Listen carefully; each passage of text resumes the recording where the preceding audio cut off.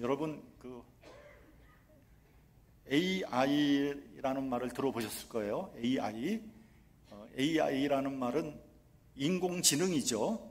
영어로는 Artificial Intelligence라고 합니다. 인공지능이라는 것은 뭐냐면 인간의 지식, 정보, 학습 능력 등 인간에 대한 다양한 소스들을 데이터로 만들어서 지식을 축적시키고 학습을 시키고 경험을 쌓게 해서 스스로 생각하고 결정하도록 만든 거예요. 인간이 만든 말 그대로 인공지능이다 이런 얘기예요. 그런데 이 인공지능이 과연 인간을 뛰어넘을 수 있느냐 하는 논란은 이미 지나갔어요. 인공지능이요, 인간을 뛰어넘고도 남음이 있어요. 그건 우리가 벌써 몇 년입니까? 한참 꽤 오래전에 알파고와 한국의 천재 바둑기사 이세돌과의 5번에 걸친 바둑 대결에서 이세돌이 보기 좋게 4대1로 지지 않았습니까?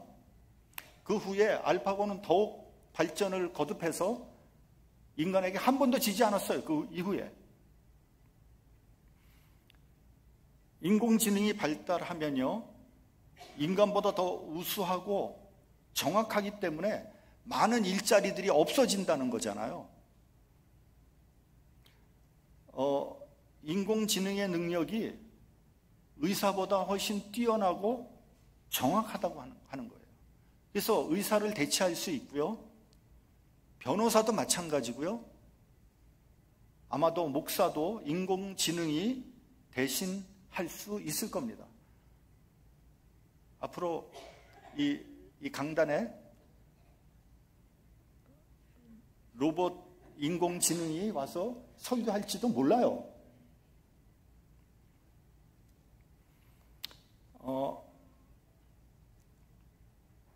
인공지능에다가 로봇과 결합시켜서 사람이 하는 일 거의 다를 할 수 있다는 거예요. 실제로 요즘에 어디 가면요, 주문은 키오스크에다 하고요, 배달은 로봇이 하는 데 있습니다. 그러니까 그 말은 무슨 말이냐면 종업원이 필요 없는 거예요. 제가 몇 년 전에 여행을 갔는데 아마 거기가 콜로라도 덴버였을 거예요. 이제 커피를 여행하다가 커피를 한잔 하고 싶어서 차를 세웠어요. 맥다날 앞에. 그래서 이제 맥다날 문을 열고 들어갔더니 거기 부엌에 사람들이 이렇게 일을 해요. 근데 아무리 둘러봐도 카운터가 없어요. 아니, 카운터 어디 있지? 뭐 주문을 해야 되는데 카운터가 없잖아요. 그래서 제가 그 부엌 안에다 대고 헬로 했더니 들은 척도 안 하는 거예요. 그랬더니 한 백인 젊은 친구가 오더니 저한테 이 가게는 카운터가 없다는 거예요. 그래서 그러면 어떻게 주문하냐?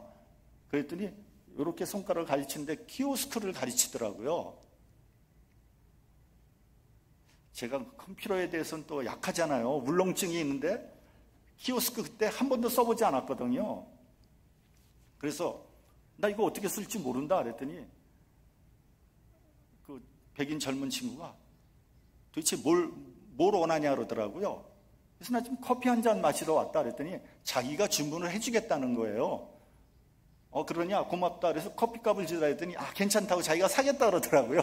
그래서 제가 콜로라도에서 백인 청년한테 공짜로 커피를 얻어 마셨다는 거 아닙니까? 여러분, 로봇에다 인공지능을 장착시켜서 전쟁터로 보내면 어떻게 되겠어요? 그야말로 터미네이터가 되는 거예요. 여러분, 인간이 로봇하고 싸우면 어떻게 될 것 같아요? 박살나지 않겠어요? 더 나아가서 과학자들은 이 AI에 의해서 인류가 멸종될지도 모른다고 경고하고 있습니다. 왜냐하면 AI가 인류보다 훨씬 더 우월하니까. 그런데 인류보다 우월한 AI를 AI가 생각하기에 이거 뭐지? 나보다도 못한 인간이 나를 만들었다고? 그리고 나를 마음대로 조정한다고? 이건 아니지. 인간을 다 죽여버릴 수도 있잖아요. 그리고 아니면은 노예로 삼을 수도 있잖아요. 근데 여러분, 이거는 공상과학소설이 아니에요. 앞으로 충분히 일어날 수 있는 일이거든요. 그래서 지금 그 선진국에서는요, AI에 대한 규제법을 빨리 만들어야 된다. 그런데 그게 그렇게 될는지 잘 모르겠어요. 왜냐하면 AI가 제일 발달된 데가 어디예요? 미국하고 중국이거든요. 근데 중국이 말을 듣겠어요, 어디? 여러분, 현대사회에서 인간을 평가하는 기준이 뭐겠습니까? 지식, 학벌, 재산, 능력, 지위, 여러 가지가 있겠죠. 근데 요즘과 같이 자본주의가 발달된 세상에서는 뭐니 해도 머니 아니겠어요? 머니? 돈이라고요, 돈. 돈이 사람을 평가하는 기준이 됐어요. 돈이 사람을 만들고 돈이 지위를 만듭니다. 심지어는 돈이 대통령을 만들어요. 미국에서 대통령 후보들 간에 누가 제일 많이 모금을 했는가가 대통령을 결정한다는 거 아닙니까?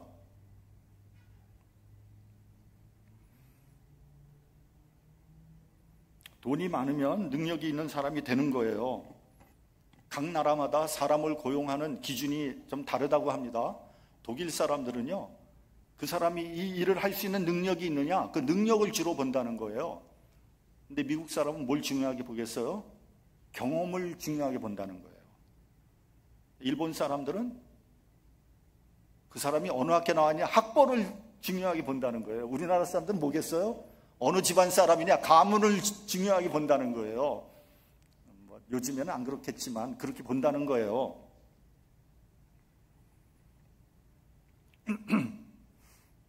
그러나 성경에서 말씀하는 인간의 가치는 소유나 능력이나 학벌에 있는 것이 아니고요, 하나님의 형상이에요. 그 사람에게 하나님의 형상이 얼마나 남아있느냐에 따라 그 사람의 가치가 결정되는 겁니다. 창세기 6장 3절에 보면 하나님께서 나의 신이 영원히 사람과 함께하지 아니하리니 이는 그들이 육체가 됨이라고 했습니다. 성령의 감동이 없는 인간, 하나님의 형상이 다 사라져버린 인간이라고 할 수 없습니다. 육체만 남은 거예요. 생존 경쟁, 약육 강식, 적자 생존만 남아있는 세상, 동물의 세계보다 더 비정한 세상, 그런 육체만 남아있는 인간에게 무슨 가치가 있겠습니까? 그래서 하나님께서 사람을 지으신 것을 한탄하시고 근심하셨다, 이렇게 돼 있어요.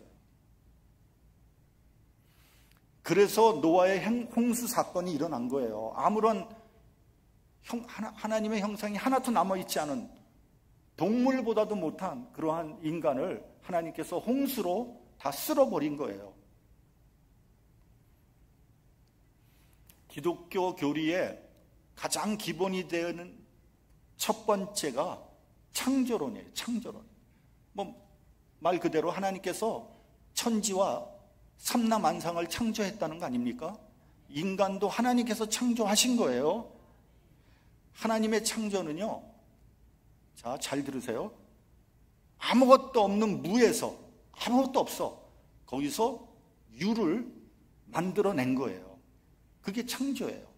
그 창조라는 단어는 어떤 나무에서 책상을 만든 게 창조가 아니라, 재료가 아무것도 없어, 거기서 뭔가를 만들어냈을 때 그것이 창조라고 하는 거예요. 이 창조는 오직 하나님에게만 쓸 수 있는 말이에요. 우리가 종종 사람들이요, 뭔가 새로운 것을 발명했을 때 그것을 창조했다, 이런 말을 쓰는데 그건 전혀 잘못된 말이에요. 왜냐하면 인간은 창조의 능력이 없거든요. 창조론을 믿는 우리 기독교인들은 모든 무신론, 물질론, 허무주의, 자연주의를 배격하는 거예요. 받아들이지 않습니다. 우연히 자연적으로 만들어졌다. 이런 말은 기독교인들은 쓸 수 없는 말이에요. 왜냐하면 이 모든 것들은 하나님의 피조물이기 때문에 그런 거예요. 우연히 생겨난 것은 아무것도 없습니다. 둘째는 뭐냐면요, 타락론이에요. 하나님께서 창조하신 인간과 모든 삼라만상은 불순종과 죄로 인해서 타락했어요. 완전히 타락해서 스스로는 구원을 이룰 수 있는 방법이 없어요. 그것을 칼빈의 말에 의하면 전적인 타락이다, 이렇게 얘기하고 있습니다. 전적으로 완전히 타락했기 때문에 인간은 구제불능입니다. 구제할 수가 없어요. 셋째는요, 구원론입니다. 구원론. 이 구원이라는 것은 완전한 타락에서부터 시작되는 겁니다. 완전히 타락해서 인간 스스로는 구원을 이룰 수 없기 때문에, 그런 능력도 그런 지혜도 없기 때문에 하나님께서 그리스도를 보냈다, 이 말이에요. 그게 구원론이에요. 근데 실제로 인간은요, 스스로 천국을 만들려고 부단히 노력했고 그것이 가능하다고 생각을 했어요. 하나님 없이도 얼마든지 인간의 지혜와 능력으로 천국을 만들 수 있다고 확신했습니다. 그것이 그 말이 무슨 말이냐면 유토피아라는 말이에요. 여러분, 유토피아란 말 들어보셨죠? 그래서 강조한 것이 뭐냐면요, 인간의 인격, 인권, 평화, 자유, 책임, 협조, 화합, 민주주의, 이런 것만 잘하면 인류가 천국을 만들 수 있다, 유토피아를 만들 수 있다고 확신했어요. 그럴듯하죠? 될 것 같았어요. 그런데 인간이 만들어낸 것은 유토피아가 아니라 지옥이었어요. 그 가장 대표적인 예가 뭐냐면 세계 1차, 2차 대전에서 수천만 명의 생명이 죽었습니다. 끔찍한 사륙이 벌어졌어요. 여러분, 지금도 전쟁은 계속되고 있어요. 러시아와 우크라이나는 아무런 의미 없는 전쟁을 지금도 계속하고 있습니다. 우리가 보기에는 같은 족속 같이 보이는데 왜 그렇게 죽기 살기로 싸우는지 여러분 이해합니까? 러시아하고 우크라이나 왜 싸우는지 이해가 됩니까? 이해가 잘 안 돼요. 여러분, 이스라엘과 팔레스타인의 분쟁은 언제 중동 전쟁으로 확산될지 모릅니다. 화약고예요. 언제 터질지 몰라요. 이스라엘은요, 2000년 동안 엄청난 고난을 당했어요. 인간 취급받지 못했습니다. 여러분, 1960년대만 해도요, 미국 공원에 가면 개와 유대인은 들어오지 말라고 돼 있었어요. 홀로코스트에서 600만 명이 몰살당했습니다. 그래서 이스라엘 사람들은 우리가 이렇게는 더 이상 살 수 없다. 우리가 한번 우리 나름대로의 나라를 한번 만들어 세워보자. 그래서 그들이 2000년 전에 살았던 팔레스타인이라는 땅에 한 사람, 두 사람씩 스멀스멀 들어가기 시작했어요. 그래서 그 팔레스타인 사람들이 살고 있는 그 집과 땅을 다 사고 이렇게 해가지고 점점 차지해서 결국 원주민들을 내쫓고 거기다가 이스라엘이라는 나라를 세워버린 거예요.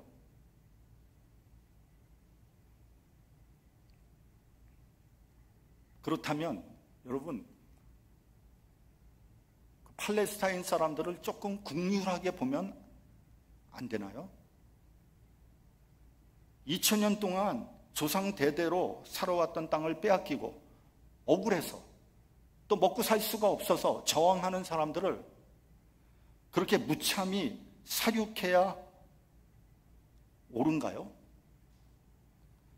함께 살아갈 수 있는 방법은 없을까? 그것이 하나님의 뜻인가? 만약에 주님께서 오셨더라면 팔레스타인 사람들을 씨를 말리라고 하셨을까? 10배로 복수하라고 하셨을까? 설사 팔레스타인 사람들이 먼저 도발을 했다고 해도. 그래서 정말 인간은 구제불능이다. 모든 인간은 유대인이나 이방인이나 스스로 구원할 수 없는 존재입니다. 그렇기 때문에 예수께서 이 땅에 오실 수밖에 없는 거예요. 그리고 이 구원의 역사를 보다 효율적으로 하기 위해서 성령의 역사가 필요한 거예요.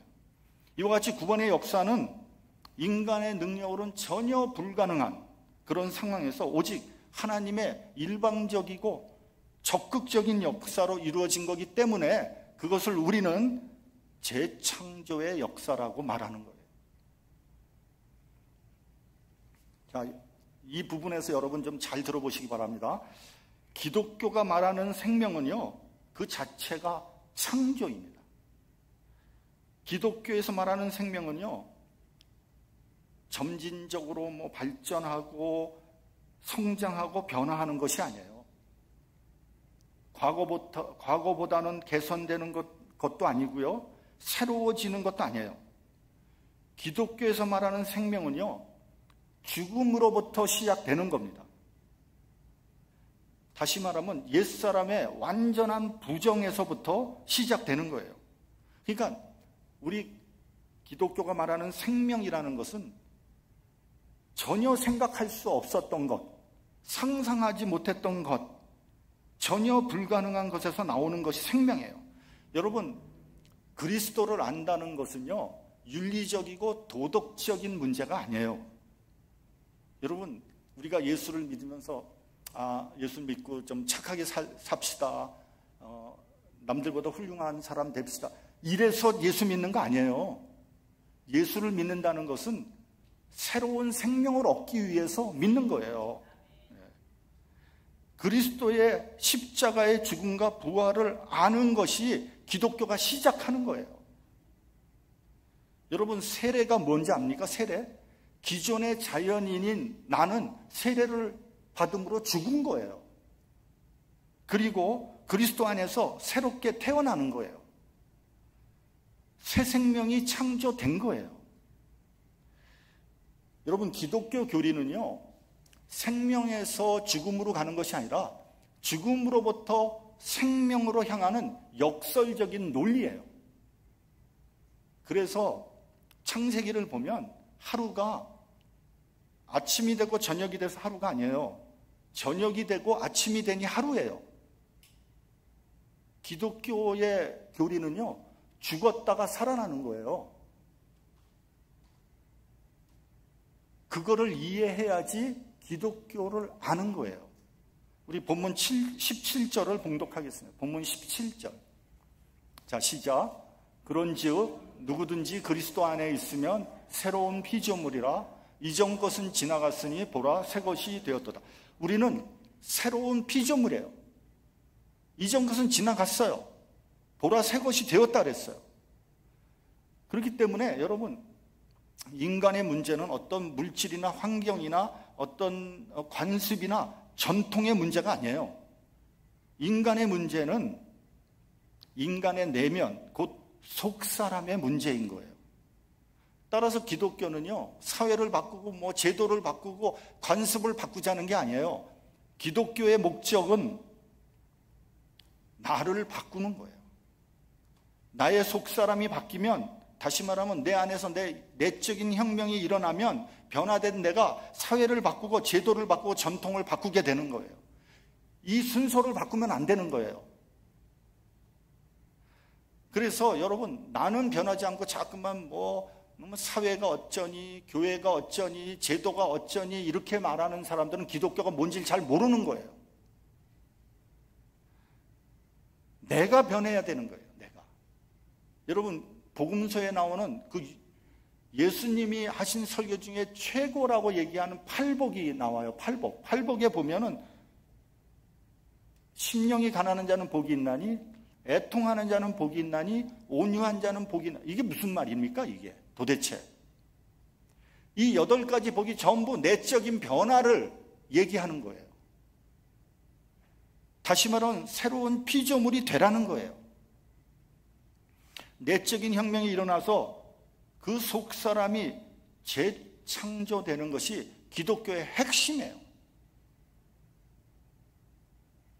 그렇다면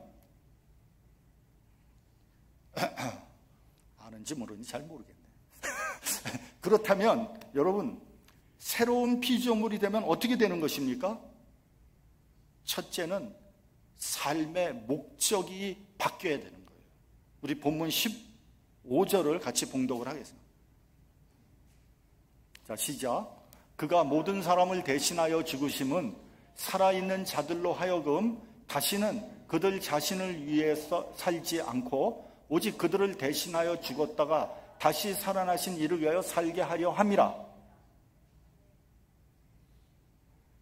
예수를 나의 구주로 영접하는 순간 내 인생의 목적이 달라지는 거예요. 예수를 믿으면 뭐 지위가 달라지고 신분이 바뀌거나 뭐 가난한 자가 부자가 되는 것이 아니라 내 인생의 목적이 변하는 거예요. 본문에 보세요. 다시는 그들 자신을 위하여 살지 않고 오직 그들을 대신하여 죽었다가 다시 살아나신 이를 위하여 살게 하려 함이라. 그렇기 때문에 여러분, 변화된 사람은 더 이상 나를 위해 살지 않습니다. 예수님이 나의 삶의 목적이요 의미가 되는 거예요. 예수를 믿은 지 오래되었지만 아직도 자기 중심적으로 사는 사람이 있다면 이 사람은 주님의 은혜가 뭔지를 모르는 사람이에요.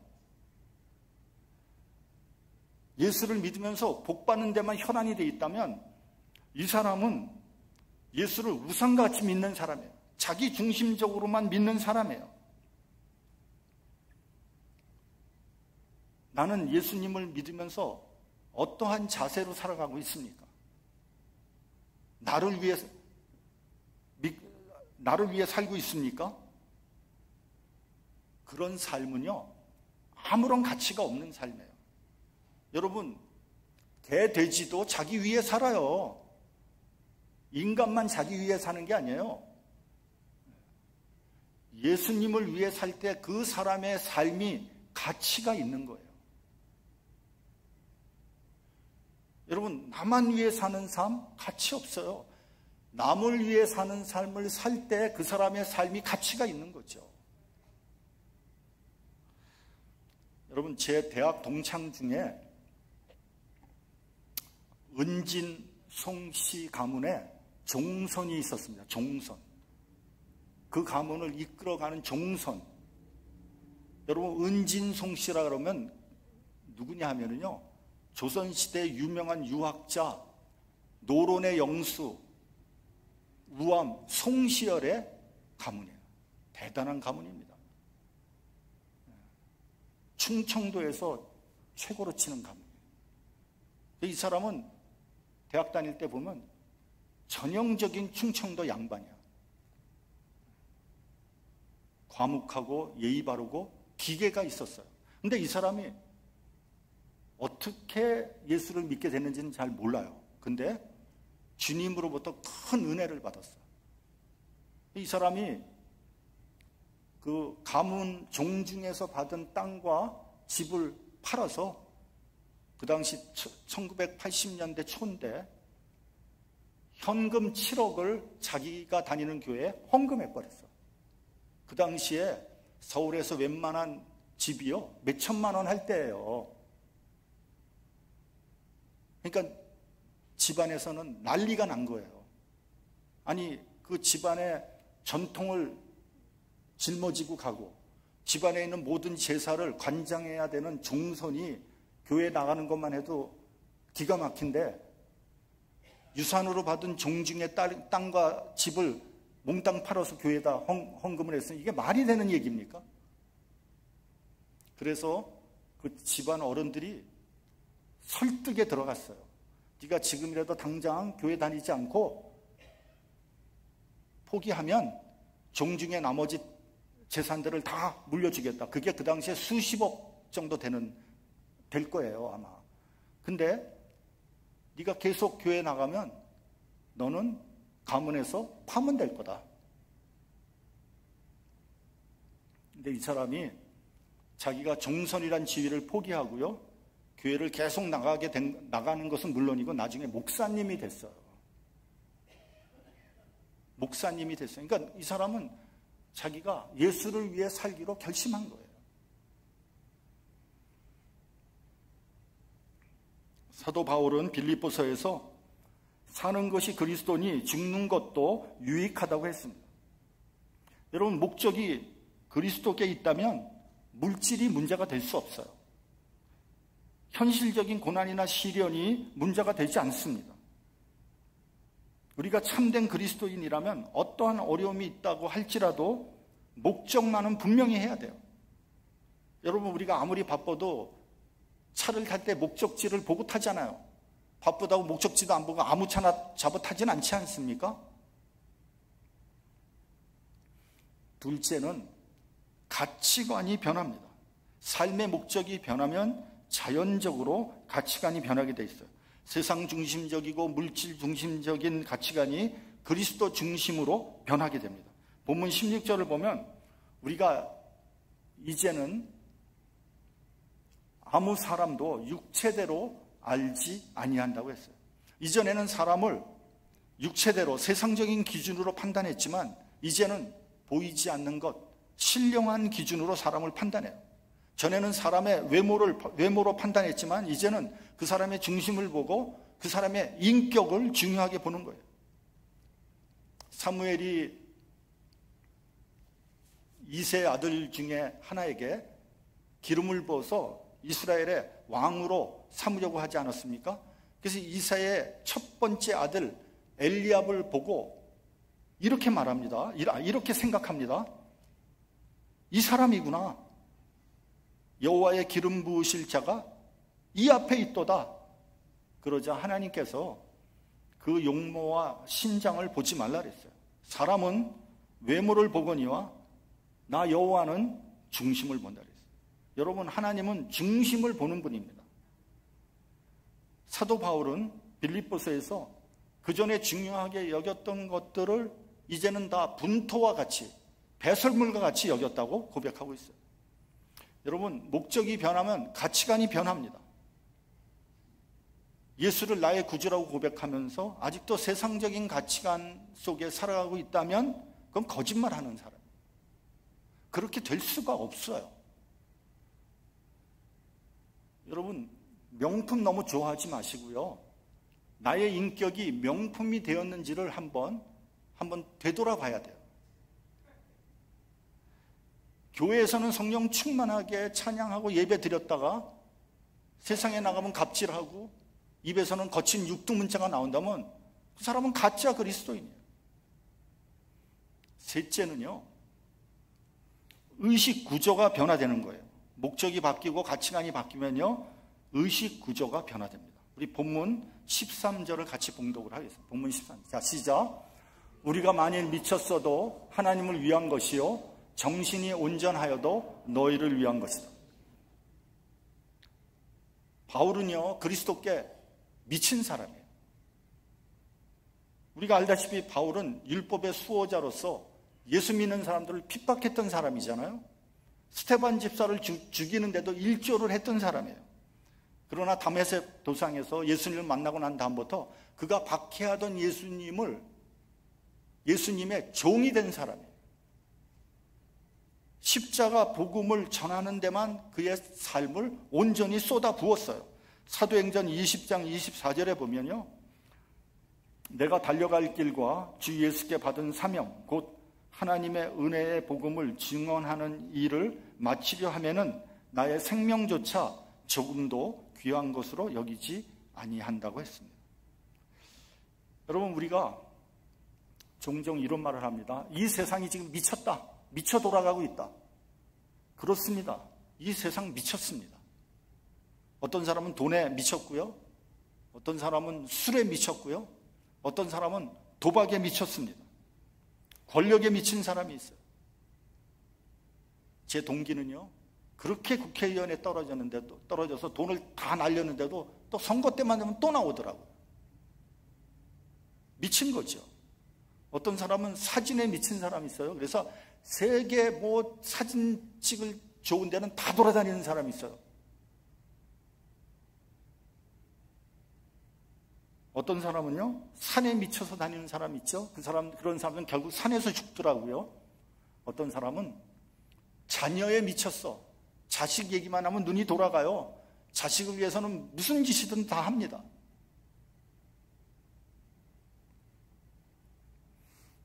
근데 여러분, 미친 사람은요, 옆에서 보면 딱하죠. 아이고, 저 사람. 근데 정작 본인은 행복한 거예요. 왜요? 자기가 거기 미쳤으니까. 여러분, 우리가 한 번 사는 인생이에요. 그래서 뭐 후회 없이 미쳐보는 것도 괜찮은 삶이다. 전 그렇게 생각을 합니다. 근데 문제는 어디에 미치느냐 하는 거예요. 저는 여러분에게 한번 하나님께 미쳐보라고 강력히 권합니다. 복음을 전하는데 미쳐보라고 권하고 싶어요. 한 생명을 살리는데 미쳐보라고 권합니다. 이건 조금 좀 불경한 발언인데 저는요, 하나님도 미쳤다고 생각합니다. 왜냐하면요, 죽어가는 영혼을 살리기 위해서 당신의 독생자를 죽이신 거예요.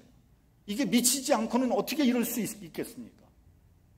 근데 그 전에 아브라함은 자신의 독자 이삭을 모리아산에서 하나님께 번제로 바치려고 했어요. 그도 하나님께 미친 사람 아닙니까? 생각해보면 많은 신앙의 선배들이 다 하나님께 미친 사람들이에요. 마가복음 3장 21절을 보면요, 예수님도 미쳤다는 말을 들었습니다. 돈은 벌지 않고 설교는 하러 다니고 맨 돈 없는 사람, 가난한 사람, 병든 사람, 귀신 들린 사람, 뭐 또 장애인들과 함께 다니면서 영양가 없는 일만 하니까 그의 동생들이 예수님을 미쳤다고 한 거예요. 그러니까 세상적인 관점에서 보면 미친 거죠. 근데 여러분, 우리가 예수님을 제대로 만나면 미치고 맙니다. 세상적인 성공이나 실패가 중요하지 않아요. 그분의 놀라운 사랑에 감격해서 내 삶을 온전히 예수께 맡기게 됩니다. 누가 말려도 말려지지가 않아요. 아까 말씀드린 그 은진 송씨의 종선처럼 못 말립니다. 그리고 본인은 너무 행복한 거예요. 그렇게 되면 예수께서 우리의 삶과 현실과 운명을 주장하실 겁니다. 그러한 사람이 새로운 피조물이에요. 저는 여러분들이 새로운 피조물이 돼서 정말 주의 일을 열심히 하고, 그래서 정말 여러분의 삶이 정말 하나님 보시기에 합당하고 가치 있는 삶이 되시기를 주님의 이름으로 축원합니다. 기도하겠습니다. 하나님 아버지,